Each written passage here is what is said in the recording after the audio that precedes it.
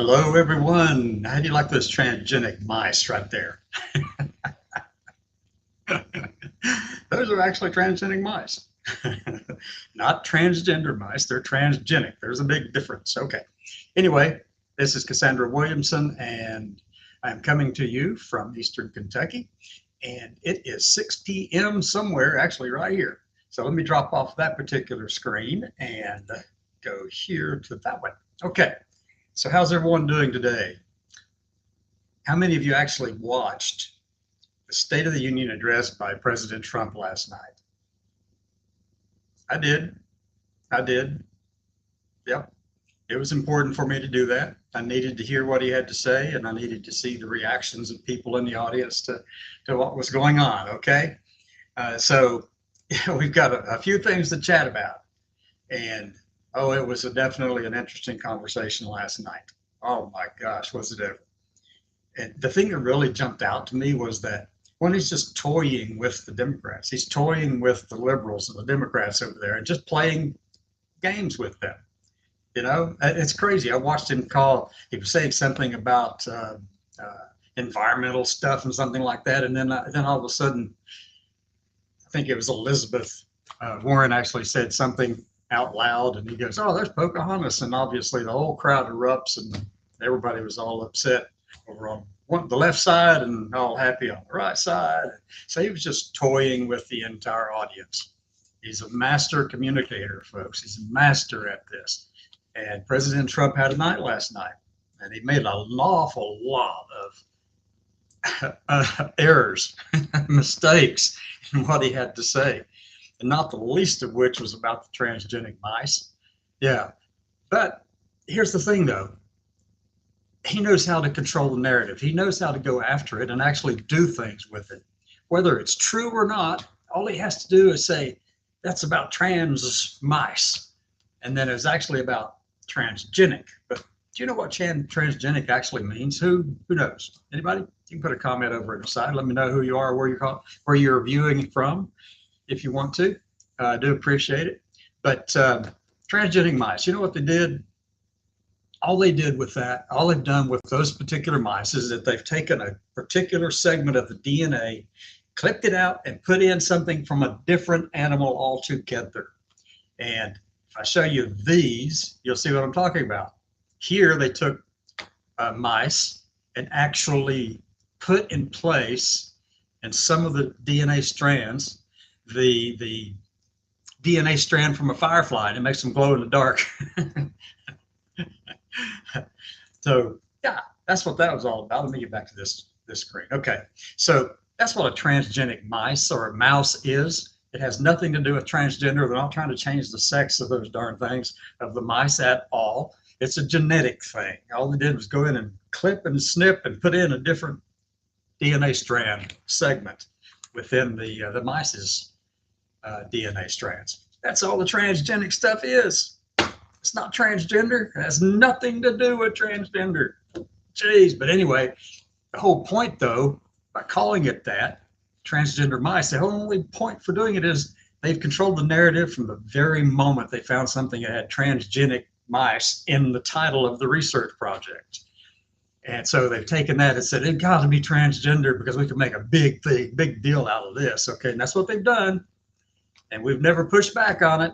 Very few people are pushing back on it, but the research study was not about transgender mice. The benefits of doing transgenic studies is that you could see what can be done, how to improve things, and what kind of things that might affect the lives and livelihoods and well-being of a particular creature or an animal or whatever. It gives you insights into that. That's the science, okay? That's really all it amounts to. That's all it amounts to. Not transgender any damn thing.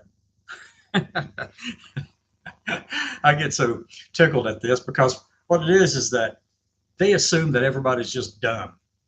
That's the assumption. When they make statements like that, they assume that we're all just dumb and not willing to look up something, actually see what it is that's actually being said in that particular topic, in that study. Now, that was something through NIH, the National Institute of Health. And they contribute to a lot of research around the country. Yes, there is lots of research.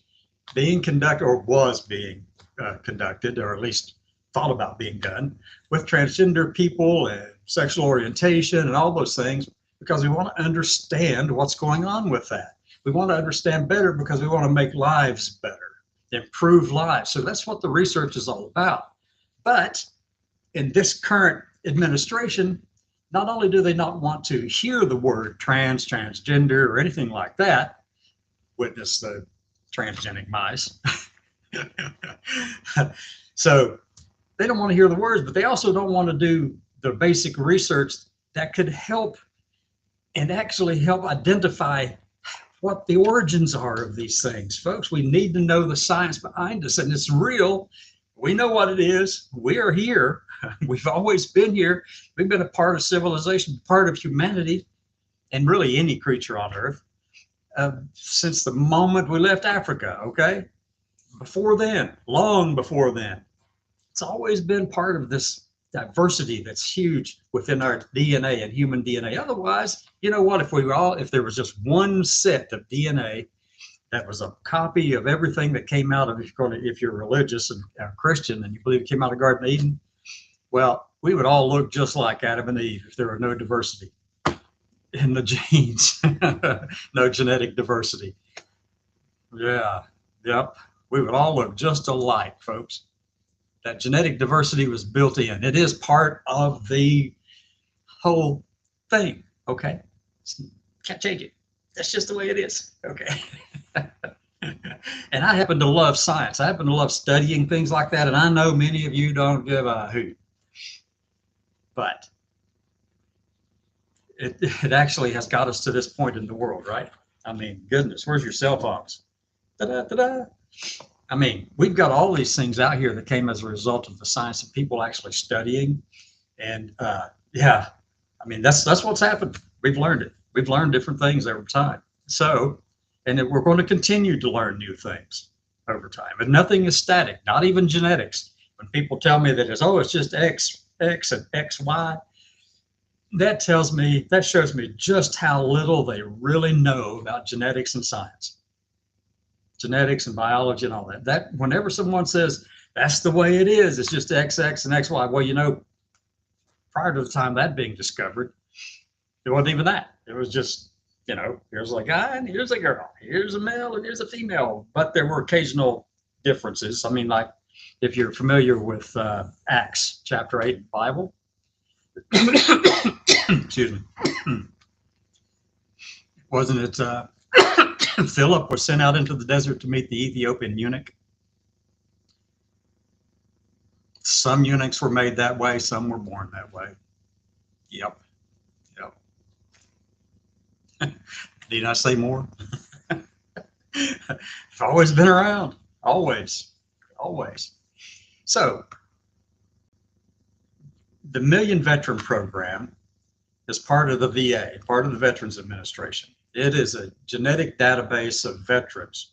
There are over 1 million people, veterans, participating in this Million Veteran Program. And it has been collecting data since 2011. Mine's in there. A lot of my friends are in there. All of our genetics, all of our genes, studies and all of that stuff, it's all been pulled in there. The DNA analysis of all of us. There's over 1 million of us who have participated in the Million Veteran Program. Why am I mentioning that? Because that's a research program. And one of the questions from I guess 2018, 2019, 2020, somewhere around there, maybe 2016, when they started asking questions about how you identify yourself in terms of sexual orientation and gender identity. They let you do these things and determine you as self-reported. All right, but what's happened is a report was published in April of 2020 with a bunch of scientists. They looked at, well, they actually culled it down and got 456,000 records that they looked at, DNA records of all the veterans. Sorry. And so what they did with that was they wanted to test the quality of the data, the DNA data. So they compared it to the EU data bank. They compared it to some US data banks and some African databases and the Asian databases and all these kind of things. They compared these things and they determined that the data was good, okay? The data was good. They got rid of all the duplicates, all the different errors that might have been in there, people making a mistake or whatever, doing the actual testing. But they did that. But one group that they called out, of that 456,000 were people whose genetic sex, as determined by this software called Plink. I won't get into it, it'll get all the way wonky on you in a hurry. But Plink, this software, when it analyzed those 456,000 people, they found that they could determine the sex, the genetic sex, okay?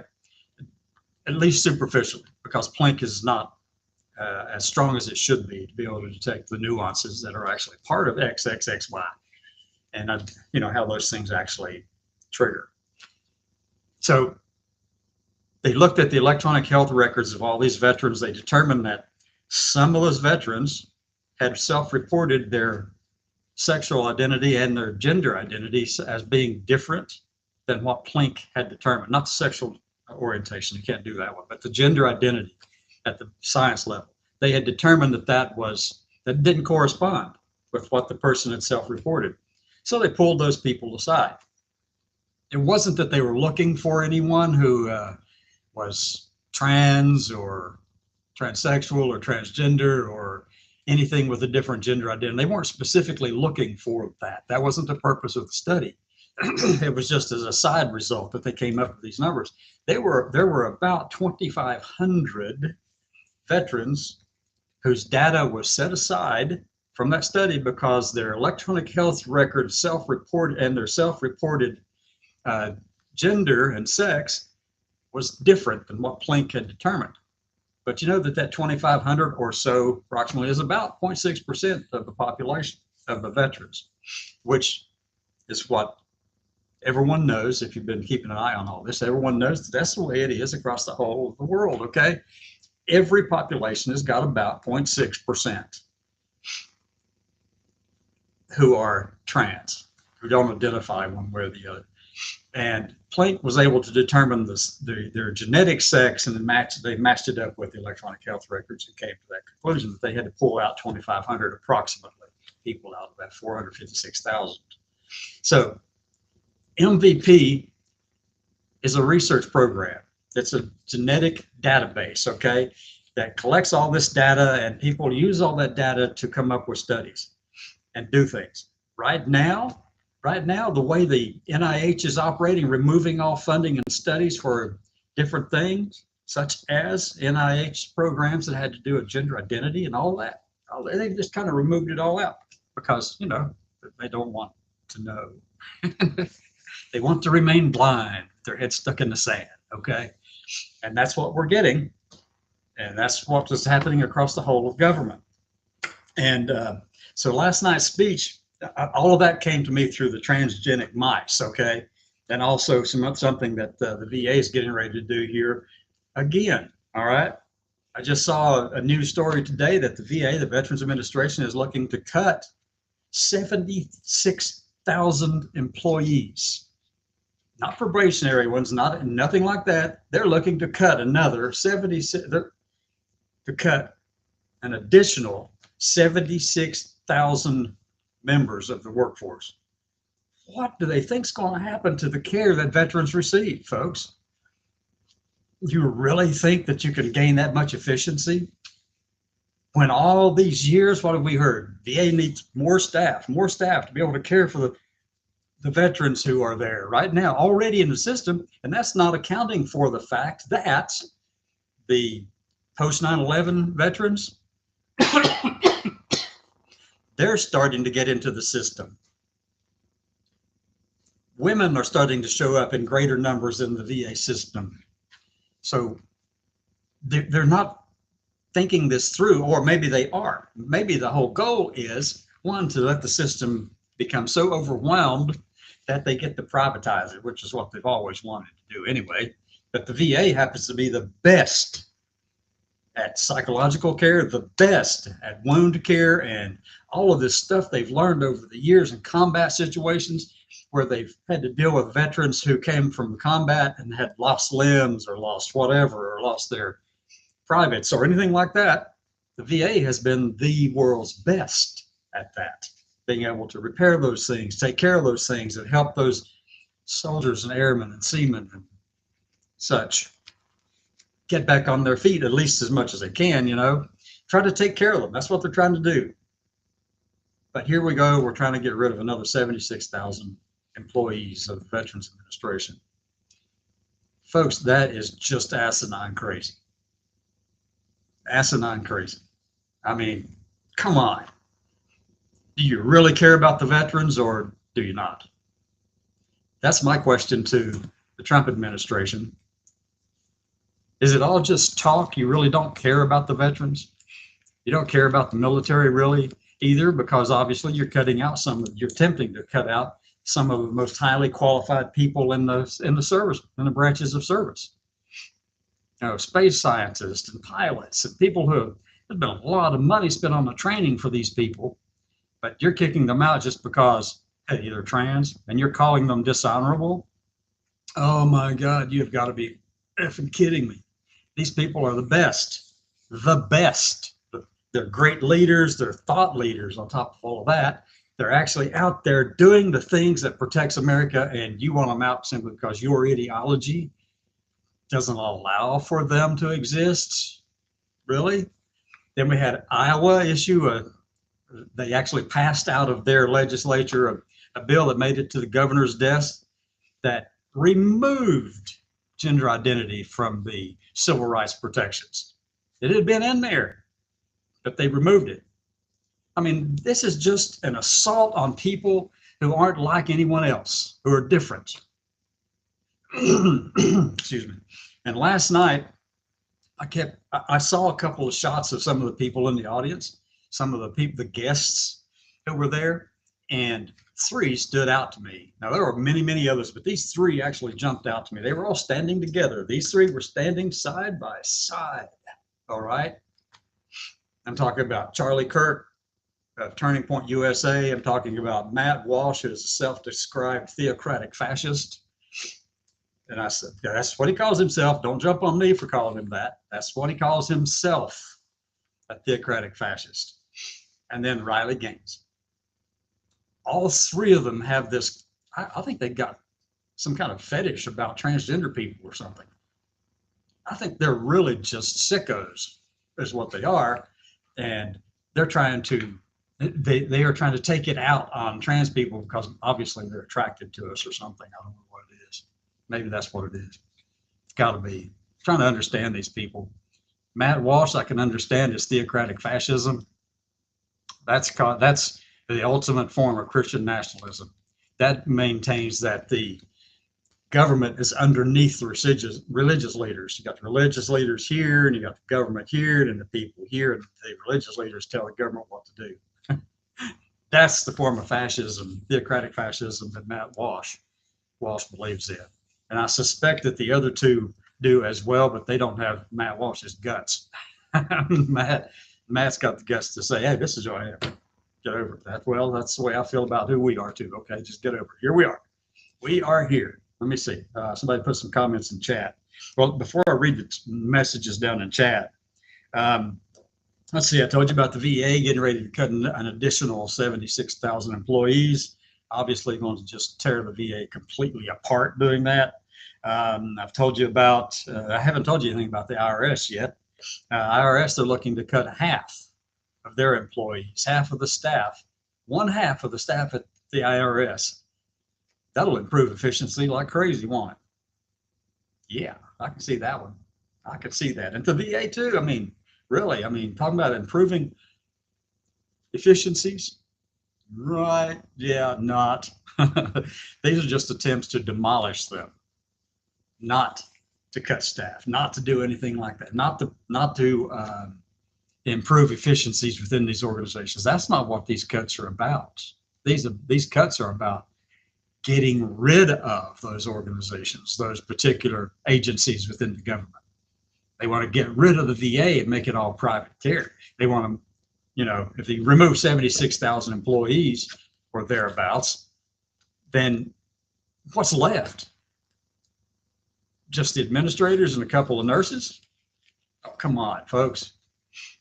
The whole idea of that is to privatize the whole thing so that then Daddy Warbucks over here can make lots more money, so they can buy up systems, you know, and take care of the veterans and get paid for doing it and all this. It's just lining the pockets of the ultra wealthy already. That's the whole purpose, folks. And I don't begrudge anyone wanting to be ultra wealthy or anything like that. Fine, fine. But when you go after the health care of our veterans, you have gone over a bridge way too far. When you go after all of these organizations like the IRS and the USAID and all these different organizations within our federal government, and you strip all of their employees, all you're really doing is just trying to get rid of them. And where does this stuff come from? Right out of Project 2025's dastardly little Project 2025, the Heritage Foundation. Project 2025. If you haven't read that darn thing, you need to be looking it up. Go to project2025.org and find the PDF document over there. And just, you don't have to read all 900 pages, but just download the darn thing and then do a word search. Go in there and search for things like sexual orientation, gender identity, gender, transgender, school choice, anything like that, abortion, all of it. It's in there, right there. That playbook is being followed to the T, folks. Even though Trump said that he's not going to do that, but you know, they are. we know who he is. So let's go take a look at the chat now to see if we can have some conversations down here. Let's go. Never miss a comment. Okay, that's me. Oh wow. Hey there, that's my cousin up in Ohio. Hi, Wilma, how you doing? But anyway, I'm glad you're there. Thanks for watching. But anyway, that's a lot of what's been going on, folks, is that that conversation last night, the State of the Union address. I mean, all of those numbers about the IRS and and the Social Security Administration and all that, those numbers. You know what he was reading from, and they don't care that we know that that's what they're doing. They're reading from the Social Security Administration actually keeps all of the Social Security numbers that have ever been issued, ever. All right. So naturally, you're going to have a few older people in there on that list who have since passed, but their number's still there and their date of birth is still there. So they can actually go through and say, hey, look, I got somebody who's 150 years old. Not. They are just playing on people with these numbers. They're throwing them out there as red meat to some of them. And why don't the Republicans push back against it? That's my question. Why do the Republicans not push back on all the blatant, obvious ignorance that's coming out of Trump's mouth? Well, because they have to be reelected. It's all about power and association with power. And they know that this current iteration of the Republican Party, it is not that. This is the Trump Party, folks. This is not the Republican Party. This is not the Conservative Party either. This is none of those things. This is MAGA Party. Call it that if you want. That's exactly what it is. It's a MAGA Party. Let me see. Brittany, also, she's my niece. I just want to know how all this is going to work out for the kids. Well, you know something? If you go start taking away Social Security Administration stuff, you've got kids who actually are on there because of their illnesses or their position or whatever's going on in their lives. Got all of those things right now that are up for grabs with the Trump administration. You think you're safe? Forget it. There's nothing sacred with this administration. Nothing. Now they're going to get a lot of pushback, and they'll probably have to roll back a bunch of stuff because, you know, they're going to throw it all out there and then try to get everybody, whatever sticks, they'll keep, and then whatever gets rolled back, well, they'll try a different way to get it. You know, that's the way to do this. This is actually, we haven't seen the tip of the iceberg with this administration yet. They are going to go after everything. Why? Well, I don't know. I don't have a good answer for that one. I do not have a good answer for that. Oh my gosh. Part of this problem, part of the challenge has been that the right has always looked down upon the administrative part of the executive branch. They call them the unelected bureaucrats. And, there's some justification in doing some cuts. There's obviously some justification in doing some things. But to just blatantly go into an organization and say, hey, we're taking away 76,000 people out of the Veterans Administration. We're going in and taking all the people out of the Social Security Administration and weakening those, closing offices around the country. It's going to affect kids who rely on those services. Yeah, and it's just going to be a nightmare for everyone. So, I mean, I don't know what to tell you guys. I've gone down my list here of things to talk about for this evening, but for those of you who are, I'm just going to close out with this because at about 25 minutes, I think we're about 26 minutes right now into this. Just an update on the family here in the hills. Everybody's fine, well, relatively fine, stable as best it can be. Mom, brother, sister, cousin, everybody's doing all right, relatively speaking. Couple of major appointments coming up, stuff like that for them. But hey, that's why I'm here, and I enjoy doing that, and glad to be here. So the family's all right. Brother's having trouble breathing. Mom's in and out a lot in terms of cognitive decline, things like that, and she sleeps a lot. My sister, she's got kidney issues, stuff like that, and stomach issues, and making sure she gets her appointments there. And then my cousin, obviously, keep an eye on everybody that I can. So, with that, I want to close out those darn transgenic mice. If you didn't catch the beginning of this story, you can listen back to it and find out more about that. Transgenic is not the same as transgender. If you don't know that, I don't know what to tell you. So with that, I'm going to call it an end of the evening. See you.